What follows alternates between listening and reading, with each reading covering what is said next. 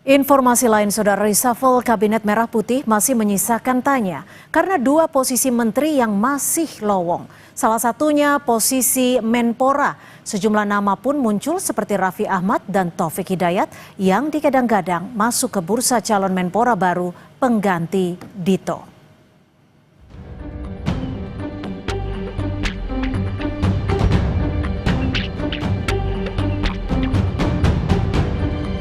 Hampir sepekan, nama pengganti Menpora Dito Aryo Tejo masih menjadi teka-teki. Sejumlah nama pun muncul yang digadang-gadang masuk ke bursa calon Menpora baru pengganti Dito. Salah satunya adalah Putri Komarudin yang merupakan kader Golkar.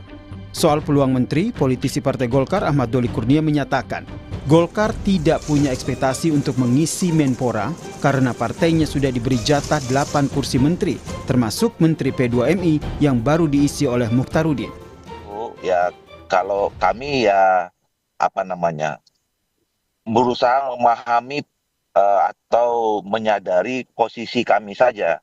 Karena selama ini kan Golkar itu diberi kesempatan, diberi kepercayaan ada 8 pos yang diisi oleh kader Partai Golkar ya. Nah, dengan masuknya Pak Mukhtarudin kemarin dilantik sebagai Menteri P2MI itu kan sudah pas persis 8 ya. Jadi kami sih tidak dalam posisi kemudian punya ekspektasi kemudian akan mendapatkan satu pos lagi gitu. Sementara itu, Sekretaris Fraksi Partai Gerindra DPR, Bambang Haryadi mengatakan, tidak ada bahasan soal Rahayu Saraswati menjadi Menpora pengganti Dito menyusul pengunduran dirinya dari anggota Dewan. Isu keponakan Presiden Prabowo itu masuk dalam kabinet hanyalah gosip. Bahwa sosial media itu benar-benar sangat terbuka dan susah. Isu apapun bisa dilakukan di sana. Kadang kita juga harus cermat juga dalam menanggapi isu sosial media itu. Di eksekutif itu kan bukan ranah kita.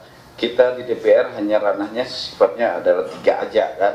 Membahas undang-undang, anggaran, dan juga mengawasi pemerintah kan. Tuh. Jadi bukan tupoksi kami untuk ikut campur di dalam eksekutif yang merupakan hak prerogatif presiden. Nama Wakil Menpora, Taufik Hidayat, juga mencuat sebagai sosok yang dianggap ideal. Rekam jejaknya sebagai legenda bulu tangkis Indonesia membuat Taufik dinilai pantas menahkodai Kemenpora. Nama lain dari dunia olahraga yang masuk bursa adalah Moreno Suprapto. Selain dikenal sebagai pebalap, ia juga merupakan anggota DPR dari Partai Gerindra. Dari luar lingkar dunia olahraga, ada nama Raffi Ahmad yang juga masuk bursa Menpora. Raffi Ahmad yang saat ini menjabat sebagai utusan khusus Presiden bidang pembinaan generasi muda dan pekerja seni memang dikenal dekat dengan lingkaran istana dan Partai Gerindra, termasuk dengan Ketua Harian Gerindra Sufmi Dasko Ahmad. Lalu siapa yang akan menjadi Menpora? Presiden Prabowo pun masih enggan menjawab secara gamblang soal hal ini. Presiden hanya meminta publik menunggu soal kapan dan siapa yang akan mengisi kursi tersebut. Ya, nanti tunggu waktunya biar kalian ada semangat gitu loh. Apakah ini kita sekolah rakyat? Siapapun yang terpilih mengisi posisi menteri yang lowong tentu diharapkan memiliki kapasitas yang mumpuni agar perombakan kabinet semakin mengefektifkan kinerja pemerintah. Tim Liputan, Kompas TV. Lalu siapa yang akan menjadi Menpora pengganti Dito? Presiden Prabowo pun enggan menjawab secara gamblang soal ini. Presiden hanya meminta publik menunggu soal kapan dan siapa yang akan mengisi kursi tersebut. Kita akan bahas sore hari ini bersama dua narasumber. Sudah ada Pak Ridwan Hisam, politisi senior Partai Golkar yang hadir di studio, dan juga Mas Kunto Adiwibowo, analis komunikasi politik Unpad. Selamat petang. Mas Kunto, Pak Ridwan, terima kasih sudah bergabung bersama kami di Kompas Petang. Saya ke Pak Kunto terlebih dulu. Mas Kunto, ini kan lumayan lama ya, sejak 8 September 2025 lalu. Sebenarnya apa sih yang menjadi pertimbangan Presiden Prabowo? Kenapa nama-nama ini yang sudah mencuat belum juga diputuskan? Ya, mungkin Pak Prabowo punya banyak kriteria, Mbak, terutama untuk Menpora ini gitu. Kita kan nggak usah bilang nama ya, tapi kan saya yakin Pak Prabowo punya kriteria, dan beberapa kriterianya ya orang yang dipilih harus mampu untuk fokus dan bekerja sesuai dengan prioritas pembangunan nasional yang sudah ditetapkan oleh Pak Presiden. Dan di situ kan ada soal bersih dari judi online dan narkoba, lalu kemudian ada soal penguatan karakter dan kreativitas pemuda, dan juga yang penting adalah peningkatan prestasi olahraga Indonesia di tingkat internasional, dan ini terkait dengan memperkuat ekosistem industri olahraga. Jadi menurut saya ini di sisi pekerjaan ya. Lalu yang kedua kan Pak Prabowo juga menimbang pasti Menpora ini harus anak muda kan gitu kan. Karena kemarin juga anak muda, nggak lucu kayaknya kalau Menteri Pemuda dan Olahraga dijabat yang bukan pemuda. Dan kemudian menurut saya juga bersih dari ancaman kasus hukum. Ini yang menurut saya juga butuh waktu kan untuk kemudian memeriksa rekam jejak. Dan kemudian ada nggak kira-kira nanti akan... Nama Raffi Ahmad menurut Anda? Ya sekali lagi ya kita lihat aja apakah kriteria itu bisa masuk atau enggak ke Mas Raffi Ahmad gitu kan. Dari sisi ekosistem industri olahraga mungkin Mas Raffi Ahmad masuk gitu kan. Dari anak muda mungkin masuk. Penguatan karakter dan kreativitas kita juga lihat rekam jejaknya Mas Raffi Ahmad. Ya kalau untuk urusan hukum dan urusan yang lain silahkan, ya itu ada yang lebih ahlinya kan Mbak daripada saya untuk memeriksa. Artinya secara kriteria Anda mau mengatakan tidak terlalu masalah ya untuk nama Raffi Ahmad ya? Nggak ada masalah semua untuk nama-nama yang muncul di media sampai hari ini, baik itu Raffi Ahmad, Taufik Hidayat maupun Moreno Suprapto gitu Mbak. Oke, Pak Ridwan, kita tahu kan kalau kemarin diisi oleh kader Golkar, Mas Dito. Ketika nanti yang ditunjuk bukan daripada kader Golkar, gimana Golkar? Saya kira kalau saya berpendapat ya, karena saya kembalikan kepada Presiden, Pak Prabowo, karena dia punya hak prerogatif. Dan kita ini adalah sistem pemerintahan negara kita ini adalah presidensial. Betul. Dan saya menagih janji Presiden pada saat kampanye. Pada saat kampanye, Presiden itu menyampaikan bahwa dia akan mengambil pembantu-pembantunya itu orang-orang profesional. Oke, tapi Golkar kan masukin nama Mbak Putri juga? Boleh saja. Jadi apakah itu orang partai, apakah orang bukan partai, tapi selama dia profesional, dia dipersilakan. Jadi jangan ada kesan bahwa Pak Prabowo bagi-bagi kursi. Nah itu istilahnya apa istilah kalau bagi-bagi kursi? Jatah? Jatah menteri? Jatah. Nah itu tidak bagus. Rakyat tidak mau dengan itu. Jadi janji Presiden pada waktu kampanye itu harus ditepati. Oke, Anda bicara ini apa karena sudah diisi komposisinya di P2MI atau gimana? Ya, saya kira saya bicara ini bukan baru sekarang. Hari kedua Pak Prabowo memanggil calon-calon menterinya di Hambalang, saya diwawancara di sini juga. Diwawancara, saya bilang, awas lu Pak Prabowo ini janjinya second kabinet. Ternyata kenyataannya menterinya banyak sekali, lebih dari 100. Habis gitu ya bagi-bagi kursi.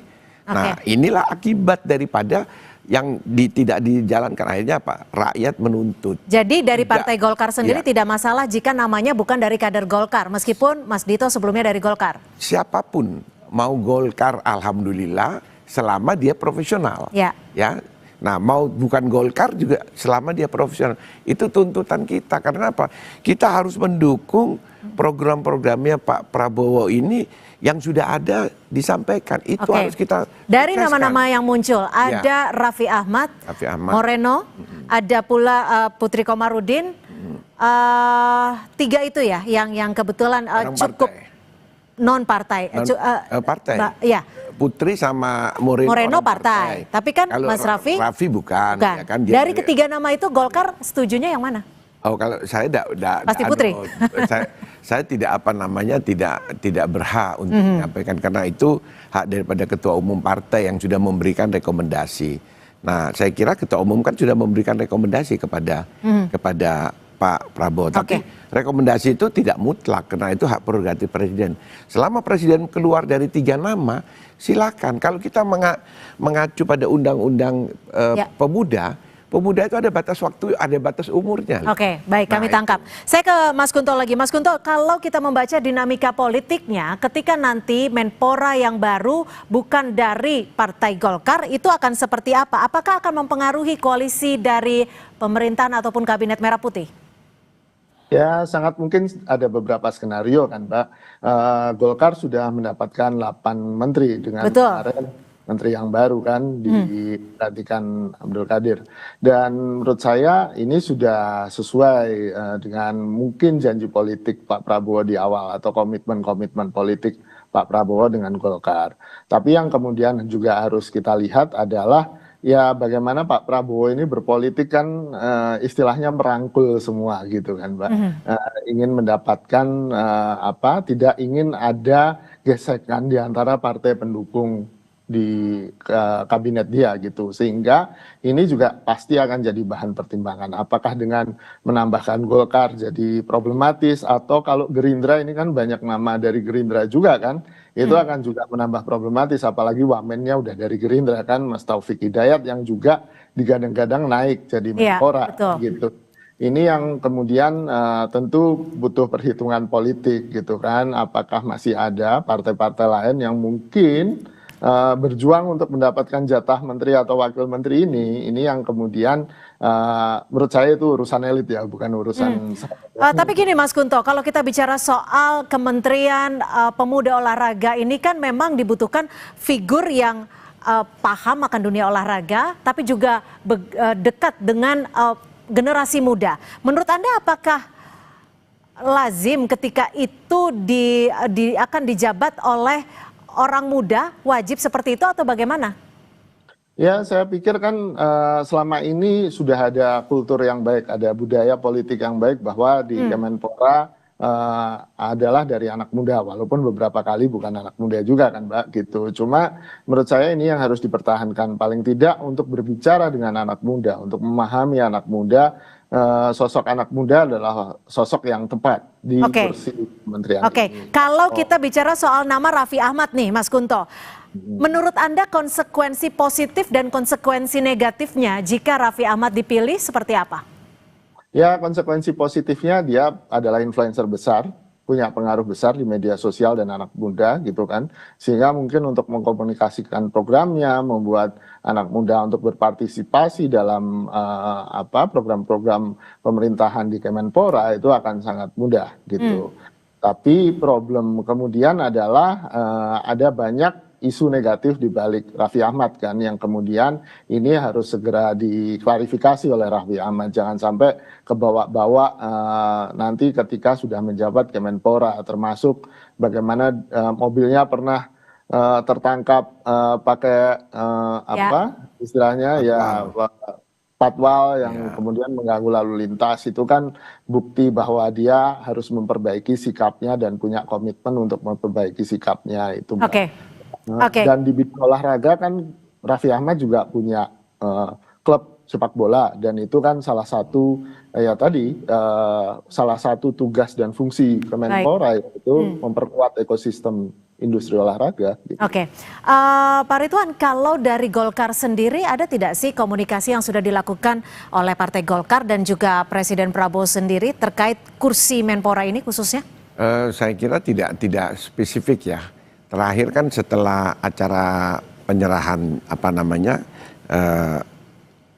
penyerahan dari presiden kepada tokoh-tokoh ya.